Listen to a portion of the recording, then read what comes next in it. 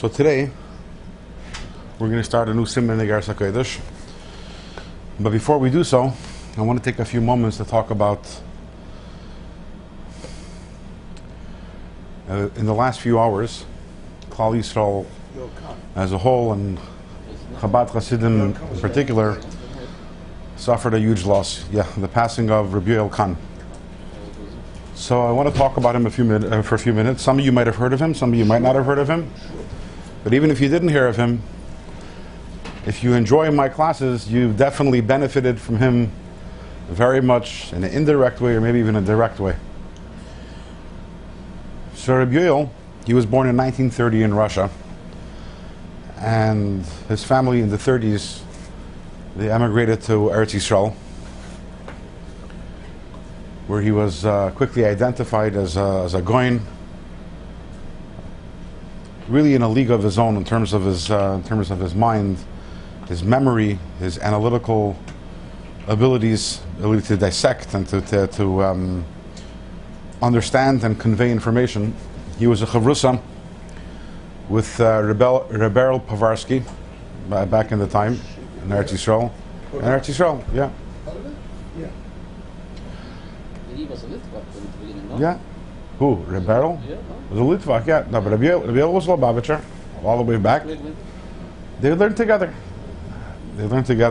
And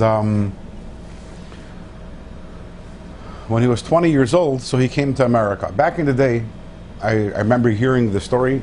I can't vouch for it, meaning I have not seen it in any confirmed place, but the story that they said then was that around that period of time, this was during the lifetime of the previous Rebbe, of the Frierdiker Rebbe, the Rayatz. So the Frierdiker Rebbe, at that time, he was Miyased. He established, 1949, he established Kfar Chabad. And he sent his older son-in-law, the Rashag, Rabbi Shmaryo Gerari, to Eretz Yisrael, to, if I remember correctly, maybe he sent with him a Sefer Torah. And when the Rashag was in Eretz Yisrael, so he was in a certain place, and he chazered a maimer from the Rebbe Rayatz, a maimer chassidus. Now, a maimer chassidus is long and involved and intricate. And a short while later, whether it's a few hours later or the next day, so he's approached by a bacher who said, "Okay, can I hear another maimer?" So the Rashag was like, "Okay, and yesterday's maimer you know already?" He said, "Yeah." He says, "Let me hear it."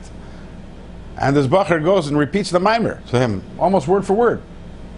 And obviously he was very impressed. And when he came back, he told his father-in-law about him. And he was asked to come to New York.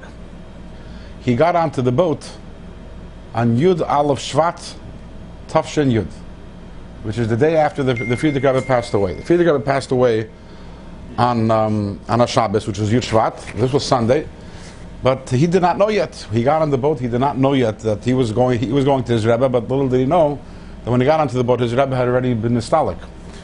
I believe he found out on the boat. There's different ways of transmission.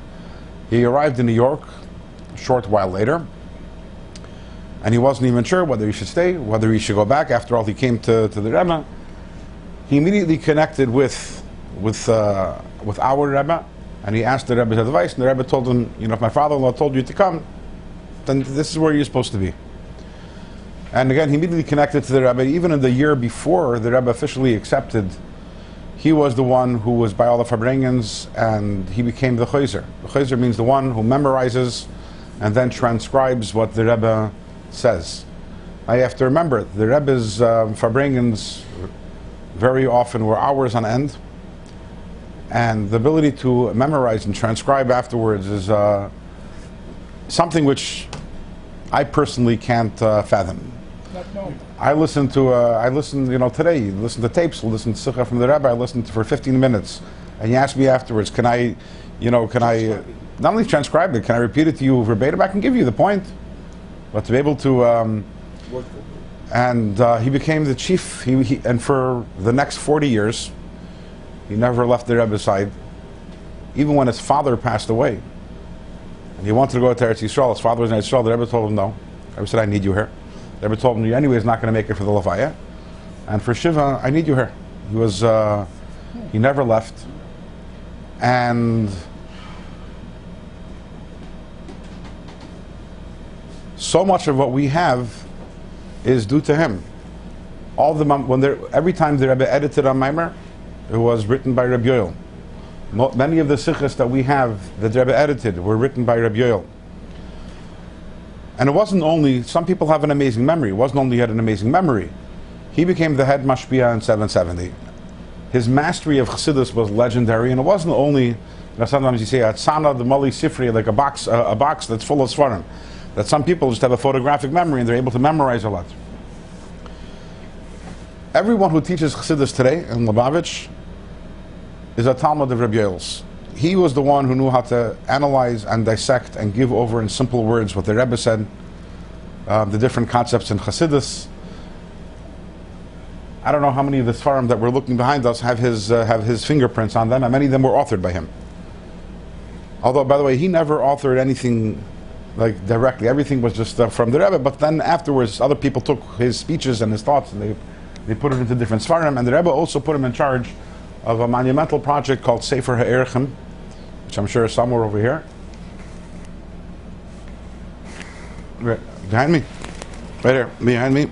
A set which is an encyclopedia of Chabad concepts. Going through the whole Chassidus Chabad. Ava, Yira, Aaron Sof. I think there are like 8 volumes that are published up until this point, and I think they did not yet finish Aleph, this encyclopedia. But you can afterwards. You can come. You can look. You can see it down here.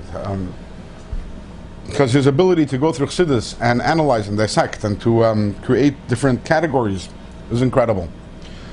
Most importantly for me is Rabbi Yoel's Tanya Shirim. Rabbi Yoel gave Shirim and Tanya, and they're both recorded. We have them, and also there are. I would say every sefer that's put on Tanya today is somewhat based on Rabbi Yoel's Shirim, and then there are those Sfarim that are pretty much all based on Rabbi Yoel's Shirim. That brown set over there, if you see, Iggeres HaKodesh, Rabbi Yoel. And in preparing for this class, I've used Rabbi Yoel countless times. To say I've used him is actually a little of an understatement. I've leaned on Rabbi Yoel, listening to Shirim, especially where we're talking about some of the more difficult Prakim and Shar Yichud V'Emunah. For those of you who remember, Tzimtzum K'Pshutei, Tzimtzum Shalei K'Pshutei. Without Rabbi Yoel, I'm lost. There's nothing but. Actually, I still remember that my journey in Tanya began when I was 18 years old. At 18 years old, I was a bacher in Yeshiva in Kfar Chabad, and I have no idea why, but I decided I want to start learning Tanya seriously. Now you guys might be looking at me like I'm crazy. I'm Lubavitchers. Don't all Lubavitchers learn Tanya seriously? The answer is no. All Lubavitchers are taught Tanya in Mesivta, but then most of them graduate to more advanced forms of Chassidus, and many Lubavitchers don't really know Tanya well, which is sad. I decided when I was 20, how am I going to start learning Tanya? So there was a bacher over there, another bacher in Yeshiva over there, who had at that time transcribed, typewritten, like a unpublished, unofficial version. Someone transcribed Rabbi Yoel's Biurim on Tanya from the tapes, and I remember I borrowed it from him, and I used it in learning Tanya, and that really opened up Tanya for me, was those transcripts at that time. So it's not only before I teach you, but even back in the day. And like I said, basically, Rabbi Yoel is the paradigm of every Lubavitcher mashpia, teacher, the strategies, the mashalim, the way of everything being taught is from him. So it's a tremendous loss, and he was active until his last days, until Mamesh's last days, teaching, bringing, and it's a tremendous loss, really a tremendous loss. He was 91. Didn't have any kids. Did not have any children, no. But he has many children. Many Talmidim. Now, speaking to my brother, just now an hour ago, my brother is at Rosh Yeshiva in Chicago. So he tells me that he remembers around 15 years ago, Rabbi Yoel came to Chicago for a Shabbos. Matzah Shabbos, Rabbi Yoel was bringing with the Olam. I don't remember the details, but he had a flight, and he's bringing, and they wanted to push off the flight. They wanted to put him on a later flight. So he agreed. So they asked him, "Okay, what's your name? How do you spell your name?"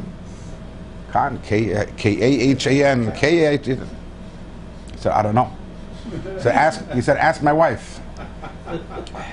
So ask my wife. So they tried contacting his wife, and they couldn't reach her. And he did not know how his name was spelled. Again, he'd been in America for more than 50 years at that point. He did not know how his name was spelled in English, and he went on the earlier flight because they couldn't delay the flight because no one knew how his name was spelled. Talk about a person who was mamish in a different stratosphere, in a different world, in a world of chassidus, of Torah.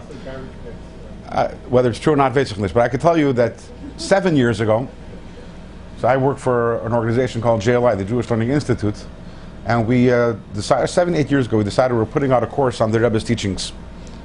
So we wanted to interview him. Interview Rabbi Yoel.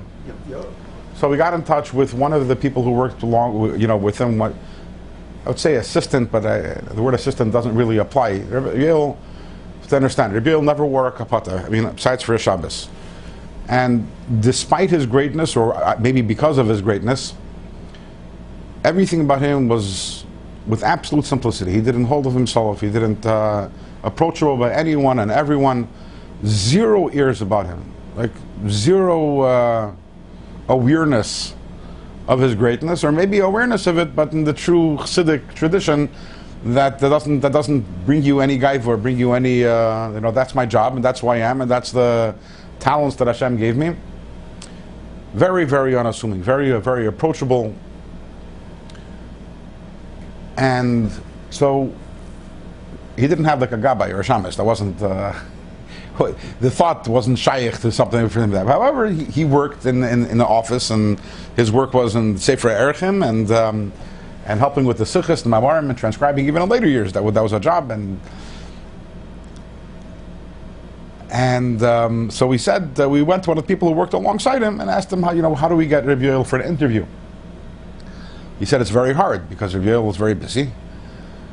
So we said, we'll pay. Well, we're willing to pay nicely for it. He started laughing. He said, Rabbi Yoel doesn't know what money is. He does. He literally says money doesn't. You can offer him $1 million. It's going to be absolutely nothing because he doesn't. Money.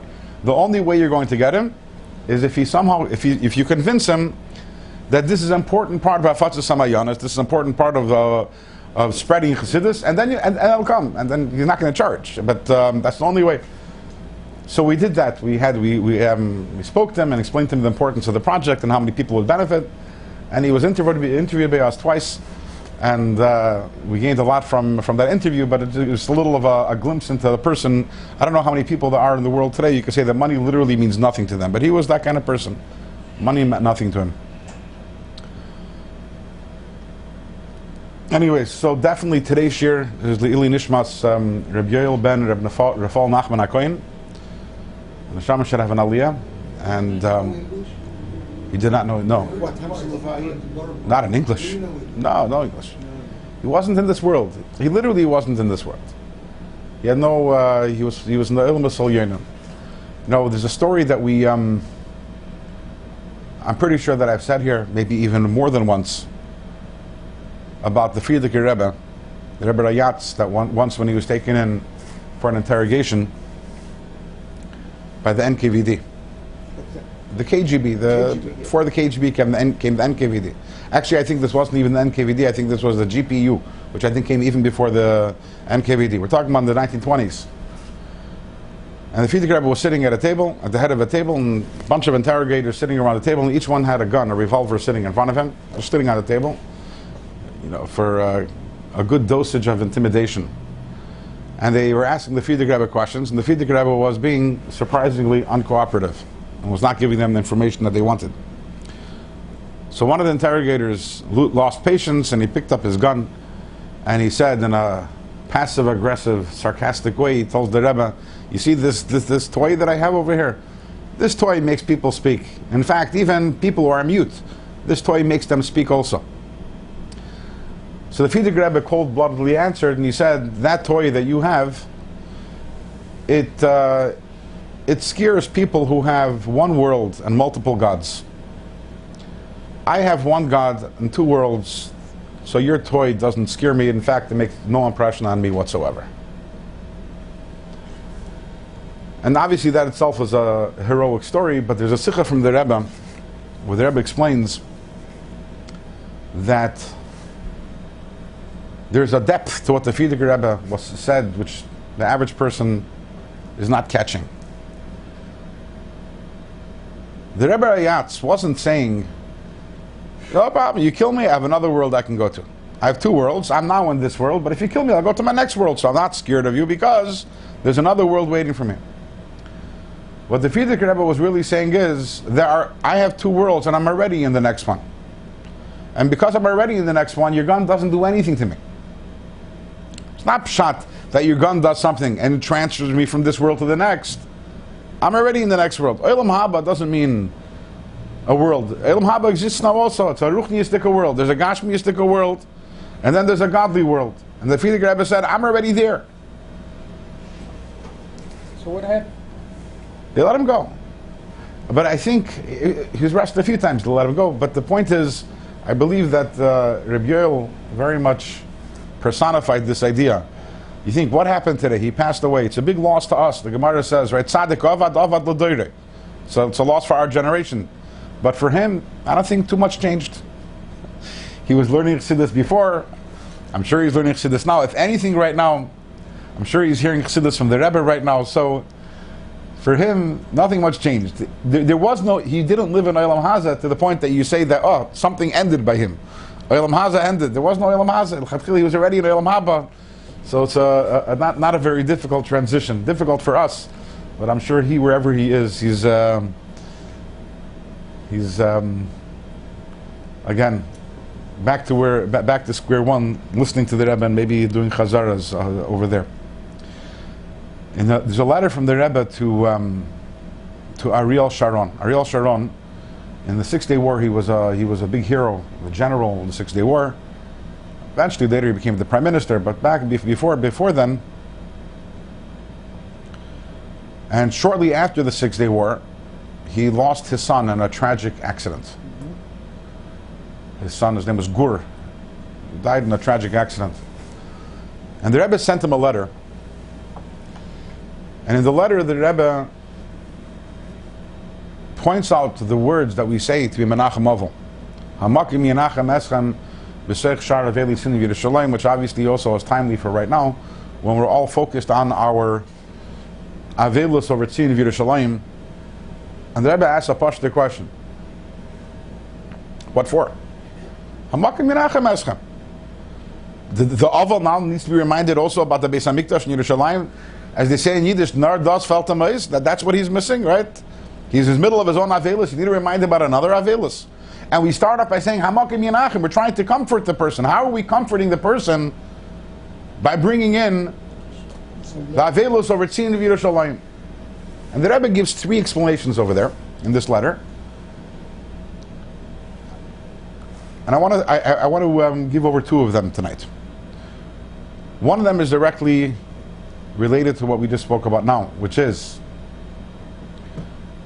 that the subtle message that we're giving the Ovel, or the underlying message that we're giving the Ovel, is that your Avelus, your personal Avelus, has a similarity to Avelus Tzion of Yerushalayim. And just like Tzion of Yerushalayim, what was destroyed was the physical buildings of the Beis HaMikdash. But we know that Shechina Leizaza Mekeisel Hamaravi, and in general the Makom HaMikdash was Kitcha L'Shaita, the Kitcha L'Asid Lave. The Kedusha is there always. So the Ruchnius wasn't impacted. The Goyim couldn't impact the Ruchnius. All they were able to impact was the physical. As the Pasuk says, V'hashimoisias Mikdashechem, that even when the Mikdash is Shemem, even when the Mikdash is desolate, it's still, the Kedusha is still there. And we're telling the Oval the same thing. That there's a tragedy that happened over here. There was a loss. But the loss was only in the physical. Just like by the Beis HaMikdash. The loss was only in the physical building, but it wasn't in the spiritual, in the neshama of the Beis HaMikdash. The same thing is also the neshama of a Yid. Nothing ever happens to the neshama of a Yid. And that's true to a certain extent to every single Yid, and definitely by someone whose life, even down here in this world, was a completely neshamadik life. And another reason the Rebbe gives over there, that another message we're giving the Ovel is, yes, we're all Aveli Tzinu Yerushalayim, But even though we're Aveli Tzini Yerushalayim, Ani Mamin B'Emunah Shlema B'Vias HaMashiach, we believe that the day will come when Tzin will be rebuilt and Yerushalayim will be rebuilt. And the same thing we're telling the Aval, the same thing is in your personal Churban. You should know also, the next Ani Mamin is in Tchias HaMesim. But there will also be at Tchias HaMesim, just like Aveli Tzini Yerushalayim will be consoled. And once again, the Beis HaMikdash will be restored. You also in your personal Avelos, that also will be restored when Vakitzu V'Rananu Shechni Afar. So Taka, we should be Zeichet to Vakitzu V'Rananu Shechni Afar, and Reb Yoel and all the great tzaddikim will be united with them. The Rebbe once said that the people who passed away most recently, they will be the quickest to arise by Tchias HaMesim. Because they didn't get so used yet to Gan Eden. They still have one foot almost down here in this world. It's an easier jump for them. So we know that Tchias HaMesim is not all in the same time. In general, we always say tzaddikim come in Tchila, that tzaddikim will arise first. And also the people who are passed away most recently also, they'll be the first to arise. Agapanim Adkan. Well, so that's that. We're going to get to that. When is music? What time is Levaya? The Levaya will be, it's in Shemri Adas tomorrow at 10 and passing by 770 at 10:45. And as in Lubavitch, there are no Hespedim, even though that I kind of transgressed that right now. So it's not going to be a long Levaya, so if you plan on coming, be on time. It's not that there will be nothing, it'll be 5-10 minutes by 770. They'll say Tillim and they move on. It's nothing, and then he'll be buried near the oil. In Queens, yeah. Okay, I mean, there's still time for Vakitzu V'Rananu till tomorrow morning. We can have Mashiach can come. You know, Zayin Av is already the beginning of the real Echta Avelos. Zayin Av is when the Goyim broke into the Beis HaMikdash. So not Tisha B'Av. No, so it's time. Just like that was the beginning of the Avelos, it can be the beginning of the Geula, and we can be Zeicha already Miyad Mamish. The letter that we're about to learn, Iggeres HaKodesh Siman Yud Aleph, the topic of the letter, and I mentioned this at the end of last week's share, it's another radical, extreme letter, perhaps even more radical and extreme than the previous letter. And the topic is suffering in life, the difficulties, the hardships in life. And the Nekuda of the letter is going to be the idea of Ein Ra Yored Milmayla. In Medrash Eicha we say Mipiel Yin Leiteitze Harois. Not Medrash. In Megillah Eicha we say Mipiel Yin Leiteitze Harois. Nothing bad comes from above. And the Alter Rebbe is going to expound upon that idea. The belief that nothing bad ever happens. And there's an interesting story associated with this letter, Siman Yud Aleph and Iggeres HaKodesh, which by Chabad Hasidim is known simply as L'Haskilcha Bina. Just like Tanya is called Tanya after the first word of the Sefer, so this letter is known as L'Haskilcha Bina. You say L'Haskilcha Bina, everyone knows what you're talking about. That's Siman Yud Aleph and Iggeres HaKodesh. The Rebbe was born 4 days before Pesach in the year 1902. In Tafrei Samach Beis, which means that the Rebbe's bris was on Chol HaMoed Pesach. Now, if anyone over here has ever been by a bris on Pesach, it's a pretty easy bris because a lot of people aren't eating, and with all the chumras, very limited menu. The Rebbe was born in the city of Nikolaev in Ukraine, and the Rav of the city was the Rebbe's grandfather, his maternal grandfather. His name was Reb Meir Shloima Yanovsky. And the bris was held in the house of the Rav. Present at the bris was the shochet of the city, or one of the shochetim of the city, whose name was Reb Asher Grossman, also known as Reb Asher Nikolaiver. And actually has to do with Tanya, because I believe he had a lot to do with the printing, the 1900 printing of the Tanya.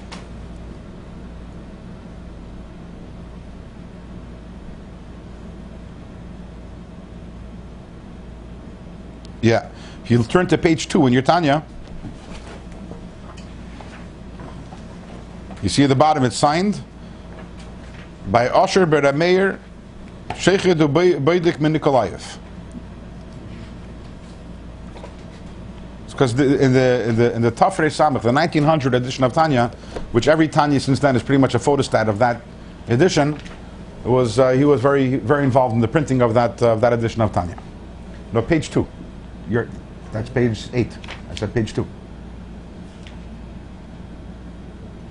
See the bottom right? You see it? So this Rebbe Asher Nikolaev was present at the bris, at the Rebbe's bris, and he didn't eat anything because it was Pesach, which is a common custom. Many have that at Pesach they won't eat anywhere other than their own house. The Rebbe's grandfather noticed that Rebbe Asher isn't eating anything, and he told him, "There's a chutzpah. What do you mean? You don't want to eat when you go to someone else's house, okay? But I'm the Rav of the city. How can you not eat in my house? How can you not trust the food in my house? This is the ultimate kashrus." He says, "Really, I should scream at you, but what can I do? I can't scream at you because you saved my life." And by the bris, the Rebbe's grandfather proceeded to say the story. When and how did Rebbe Asher save his life, the life of Rebbe Meir Shlomo? So back in the day, some years beforehand, there was a typhus epidemic. Now, I heard this story many years ago. I don't know if back then I understood what the word epidemic means. Maybe I understood it in a theoretical, abstract sense. And moreover, what did they do with people who had typhus? They quarantined them. That's certainly a word which I didn't really understand until recently, yeah. And anyone who contracted typhus was put into a quarantine. There was a camp that they built outside the city, and if you had typhus, they shipped you there, and pretty much they shipped you there to die. They didn't want you to infect anyone else, and even medical professionals were not allowed into this camp because they didn't want them going again and bring the disease back. So for most people, going to this place was a death sentence. And Rebbe Meir Shlomo contracted typhus, and he was sent off to this camp. His good friend Rebbe Asher, he went and he took a Tanya, and he went outside the city, and he found out which building his friend was in, and he stood outside the window, and he read aloud. Perik Siman Yudalef Iggeres HaKodesh Vaskil Chabina. He read it out loud, and he went home.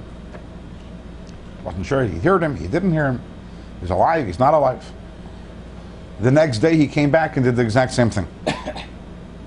And the next day the same thing. He did this for a full month, every single day. He walked outside the city. I doubt there was Uber back then. And he read the Siman. And Rebbe Meir Shlomo recovered. Well, obviously he recovered because he was by the bris years later. Yeah. And he said, "I want you to know that I was about not to be here anymore, and the energy that you gave me, the betachan that you poured in me every single day, when you read this siman Laskil Chabina, is what gave me the energy to overcome the disease." As we all know, today we know better than ever how spiritual and emotional positivity and energy impact Pashat, physical health, Begashmias. And he said, that's what saves my life. So therefore, yeah, you're not eating from my food, and really I should be offended, but how could I scream at somebody who saved my life? And why did Rebbe Meir Shlomo choose this story, this Perek? Because the message he was trying to impart was this idea of Ein Ra Yered Malmayla. There's no such thing. In other words, you're sitting there, you might be ill, but remember, nothing bad comes down from heaven. Whatever happens is only for the good. This is from Koheles? The pasuk Ein Ra Yered Malmayla. There is no. It's not a pasuk. It's the words the Alter Rebbe uses. In Eicha it says Mipiha Elyin Leiteitze Harois. That's the word in Eicha. When you'll get there, and if you have any comments on that pasuk, if you see any other words that you don't like over there, you can talk about it next week with me. Mipiha Elyin Leiteitze Harois. Yeah. Nothing best comes from HaKodesh Baruch Hu. Exactly. Yeah. And after this somewhat lengthy introduction, let's get started. Page Kuf Tezayin, opposite of page 230. Laskil Chabina.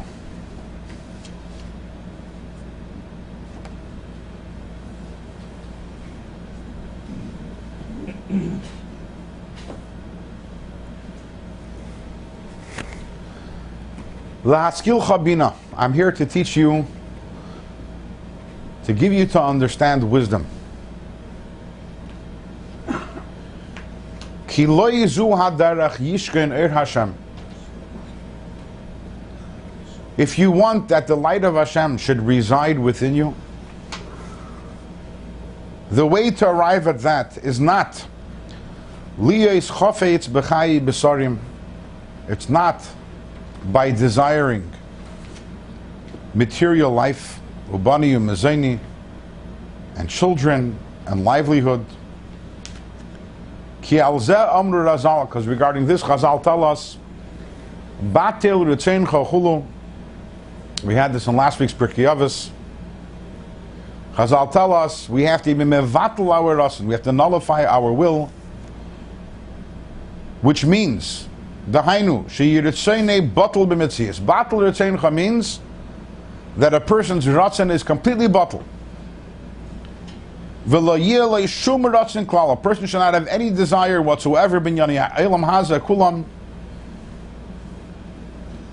When it comes to all physical things, bebani, chayim, mezayne, children, life, sustenance, u'kamayim razal, and as Chazal tell us also in Pirkei Avos, shal karchach atachai, that a person has to view life in this world as being simply against my will. What does it mean? Against my will doesn't mean that I don't like it, but it means it's not because I want. I'm here because the Eibishter put me here, and I have a job to do, and that's my whole thing, and nothing in this world turns me on. I have no ratzon for anything. We're good, Reuven? I understand what you're saying. You can implement this? Not quite. Not quite.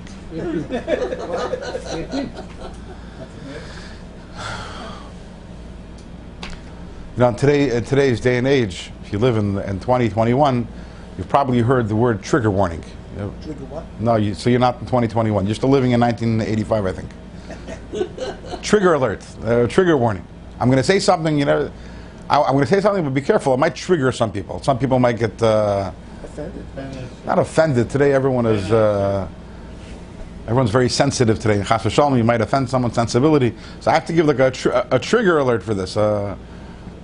This is radical stuff. In fact, if you note that the letter begins with the words Lahaskilcha bina. Now, for our resident Israeli over here, Lahaskilcha bina is said in the singular, in Lashon Yachid. In English, there's no difference. When I say, I want to teach you wisdom, I would say those same words if I'm speaking to one person, if I'm speaking to 1,000 people. But in Lashon HaKodesh, if I'm speaking to one person, I say Lahaskilcha bina. If I'm speaking to many people, I would say Lahaskilchem bina. Very good.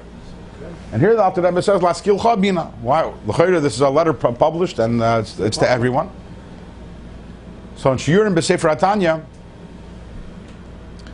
before the Siman, they write over there, and I don't know what the mucker for this idea is, but what I do know is that everything that is written in Shiurim b'Sefer Tanya was reviewed by the Rebbe, and there are many things the Rebbe took out if the Rebbe didn't agree with it. So there's somewhat the assumption that which remains is approved. They write over there that because the topic of this Perek is a difficult one, this might be the most difficult Perek in Tanya. Not the most difficult Perek to understand, but the most difficult Perek to implement, right, and to process, and to... So a person might look and say, Dr. Rebbe probably was talking to some chveis, to some big tzaddik. Not me, right? Not me. So we begin with Lahaskilcha, singular. It's you and you and you and you. It's not talking about. It's not addressed to the general kahal adas chasidim, whoever it might apply to. It's addressed in the singular. It's addressed to every single one of us. And obviously, as we continue through this Perek, and today's only the beginning of this journey, we're going to have to try to figure out, Taka, what is not so much what it means, but practically. Anoshim Karakenu, and people on our level, how do we process, how do we eat, as they say, something of this sort. But before I have a different view. Lahaskilcha is saying that for everybody I'm saying that is united as one. This is why I say in the singular. And that's why we say Shivim Panam Latera. This is 69. The 60. But the first thing we have to understand is that there is two words in Lashon HaKodesh which describe desire. One of them is ratzon, and one of them is chayfetz. As in the pasuk, Kol asher chafetz Hashem asa. They sound almost the same. Also, yeah, it's also somewhat of a synonym, but it has a different. Each one has a slightly different connotation. And the difference between ratzon and chayfetz, as explained in Chassidus, there are whole sfarim that are composed by what are called milim nirdofim, which means synonyms, and they're explaining the slight differences in meaning. The Malbim brought a sefer on this, with different words gathering together. For seeing, how many words are there to describe seeing in Lashon HaKodesh? There's Re'iyah, there's Habata, there's Ashurenu, there's more that I'm missing out on, right? And hearing, there's Shmiya, Hazana, Hakshava. What's the many rules in the application? So they analyze the contexts in the different places, and from the context you can understand that there are differences. Each one, it's not stam. There's no two words to describe the exact same thing. When you have two words that seem to describe the same thing, there's actually a slight difference. I mean, in English it's the same way. My day job is I'm a writer, and my handiest book is a thesaurus, because sometimes you have a word but it's almost, and you look it up and there's another 10 words over there, and you find the one which precisely fits the context that you want to put it into. And lahavdil, the same is true also of Lashon HaKodesh. And you have the word, what do you say, what's the difference between ani rotzeh, I want, ani roitzeh, or ani chafetz, I want.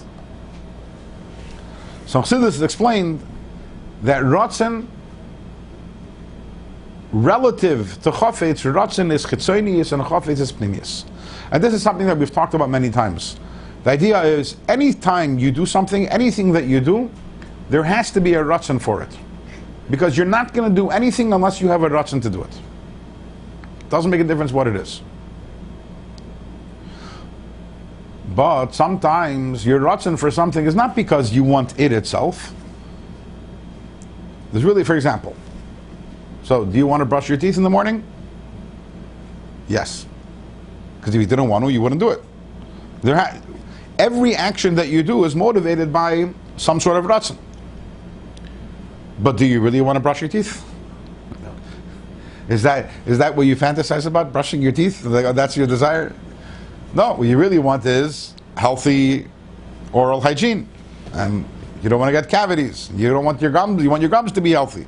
And you don't want your breath to smell. So you brush your teeth. But that's called a ratzon, that's not chayfetz. Chayfetz is when I really want something, not because it gives me something else, but because I want that itself. The word that the Alter Rebbe uses over here is very Ki lo yizu haderech yishkein eir Hashem liyes chafetz b'chayi b'sari. It doesn't say liyes reitza, but liyes chafetz. You want that the eir of Hashem, you want that the light of Hashem should reside, should dwell, should be shoichin within you. Then your chafetz can't be this world. Will you have ratzon for Bani Chayim Mizona? Of course you'll have ratzon for Bani Chayim Mizona. Why? Because all three of them are part of your Avodas Hashem. So it's not a virtue not to want to live when the Torah says, and not to take care of your health, when the Torah says, "V'nishmarta mi'od l'nafshi seichem," and the Torah says, "U'beirachecha Hashem aleikecha b'chol asher ta'aseh." You need to have a parnasa. You need to b'chol asher ta'aseh. You need to do something for a living. You can't just sit at home and wait for a month to fall. And there's a mitzvah pru'ervu. And once you have children, there's a mitzvah to raise the children, to be mechanech them, and take care about them.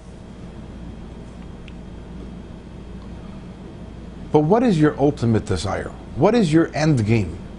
What motivates you and what drives you? So over here, in general, there are two types of life. Only two. There is not more than two. You have two choices. And the word choice sounds very shallow over here. Because it's not about, will I have chocolate or vanilla, ketchup or mustard. We're not talking about that. We're talking about two essential directions in which your life can take. What is life about? Is my life about myself and self-fulfillment and self-centeredness and self-gratification and being I'm being comfortable financially, physically, children, everything, health? Is that the point of your life? Or is your life about the Eibishter? I guess it really comes down to, just like we said, everything has a ratzon to it. Every what in the world has a why. Everything that happens, everything you're doing has a why. Why are you doing it? You can have two people and they you follow their day and they look very similar. Both of them wake up in the morning and both of them daven, and both of them go to work and both of them exercise and both of them have breakfast, lunch, supper. But the why of this person is completely different than the why of that person. By one person, their why is because of me. By another person, the why is because the Eibishter. I think I might have said the story in the past that the Rebbe Rashab, the fifth Lubavitcher Rebbe, when he was a young boy, he was once having a conversation with his older brother about what is a Yid. We're talking about little kids. They were little kids. Now these two boys, they had an older sister.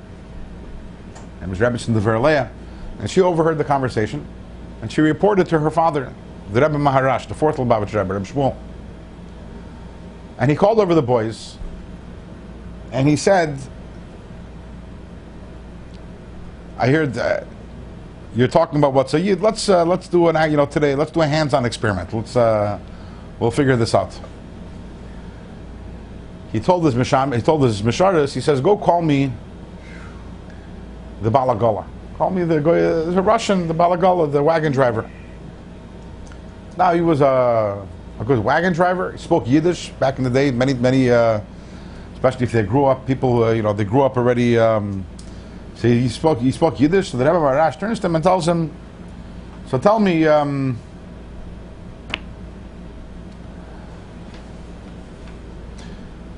Yossel, can you bring me a Tehillim? I don't want to mess this one up. The story, the Friedrich Rebbe writes it's in the back of every Tehillim. Any Lubavitcher Tehillim will have it in the back. I know it'll take a minute to get it, but it's worth the wait.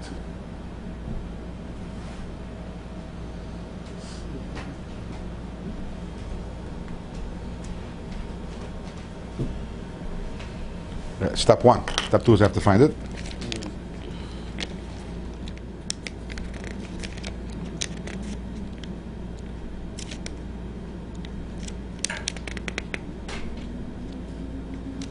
Here we go.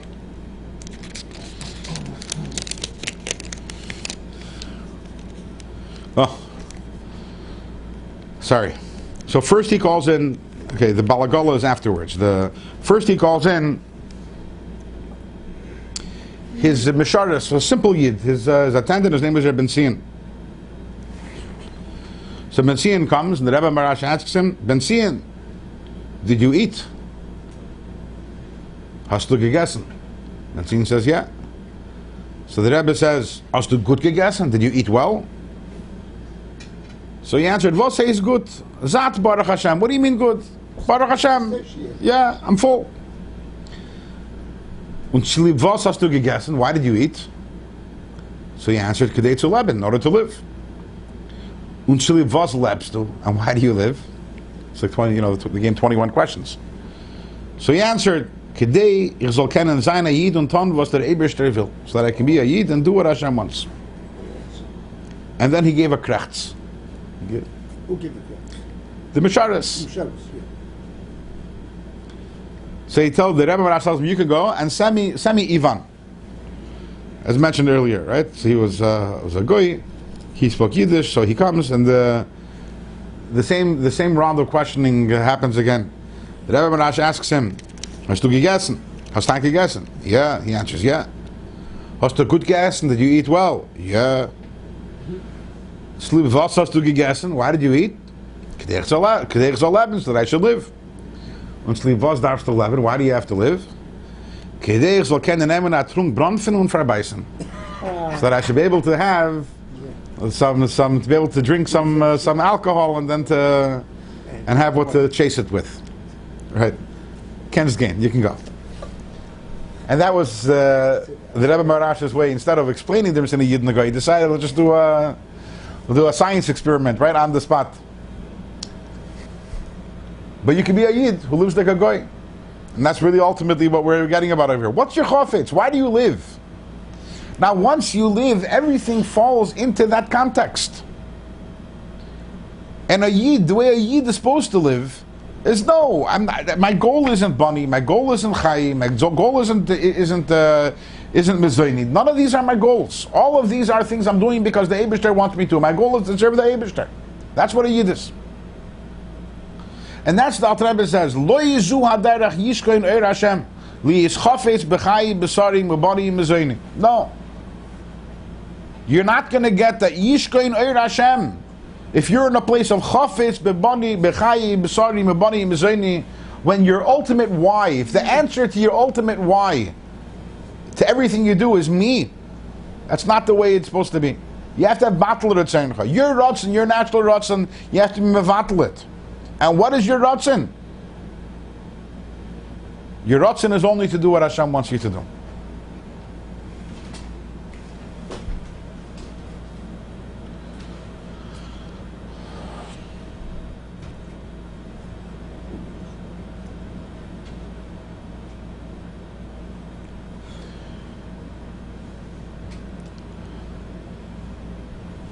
The Rebbe asks over here what we call a klotz kasha.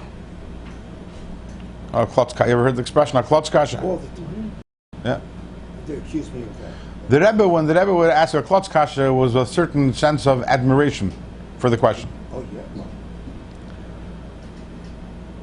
Klotz kashas, you say, even a klotz can ask them, but very often, by the way, people, the smartest people, they read something 20 times, and then the simple person comes and asks, and I was like, yeah, that's a good question. Why didn't I think of that one? And also the word klotz in Yiddish means a piece of wood. Sometimes a klotz kasha is as strong as a klotz. A klotz is called a klotz because a piece of wood. But also there's a klotz kasha has a certain strength to it.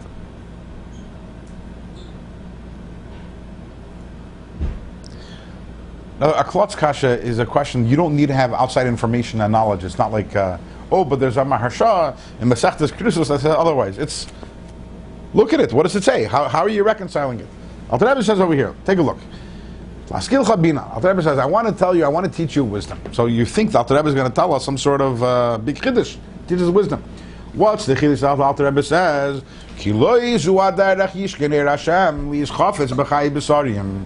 If you want the eir of Hashem to be sheichen in you, you're not going to accomplish that through desiring physical life. That's pretty anticlimactic. It's not as if any one of us over here was sitting before and thinking, well, if I want that Yishka and Eir Hashem, I want that the Eir Hashem should be sheichen in me, is by being chafetz b'chai b'sarim. If I would desire physical life. Why does Alter Rebbe frame it this way?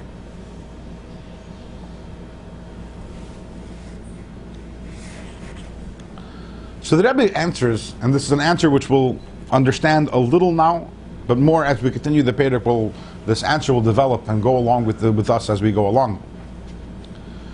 We know in general, and this is something those of you who have been coming to the class for a long time, you're familiar with, in general there are two different types of Avodas Hashem. One is called Iskafia and one is called Ishapcha. Rings a bell with you, these words? Yeah. Iskafia means subduing and Ishapcha means transformation. Iskafia means I have my desires. I do want Bani, I do want Chai, I do want Mizayni. I do want everything else in this world. But ma esav v'avi shabashamayim gazar alai, I bend my will and I do what Hashem wants. And then there's Ishapcha. Ishapcha is when I transform myself to the point that I actually want to do what Hashem wants. I want to learn Torah. I want to do mitzvahs. In other places in Chassidus, different words that are used for this is bittul hayesh versus bittul b'metzias. The lower level is called bittul hayesh. That means I have a yesh, but I'm being mevatel that yesh.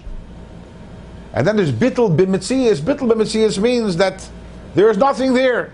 The person himself or herself is becoming a metzias, a bittul. That's who they are. They're bittul. They have no desires. They have no yesh that has to be crushed. Bittul b'metzias. If you note here, the words that the Rebbe uses over here, the hainu sheyir ritzoynei batul b'metzias. Batul b'metzias is a sabcha.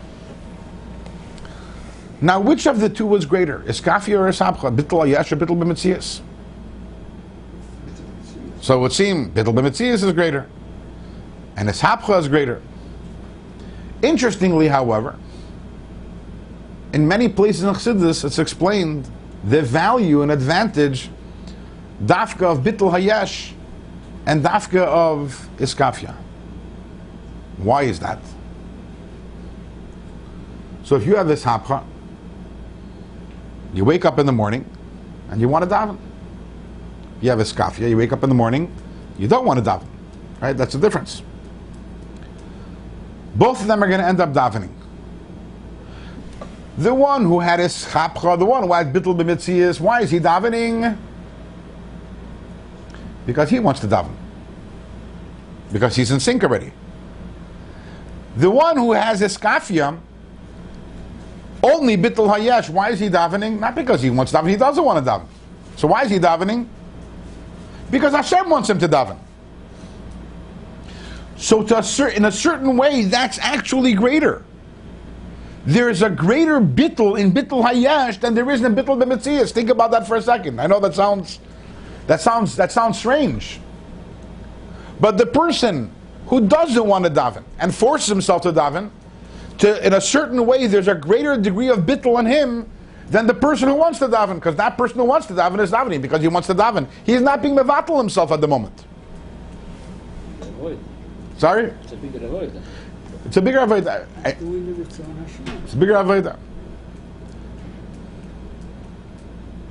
In fact, in some places in Chassidus, it's talks about how the oir that your mamshich through iskafia is higher than the oir your mamshich through ishapcha. Why is that? Because in ishapcha, that's teva.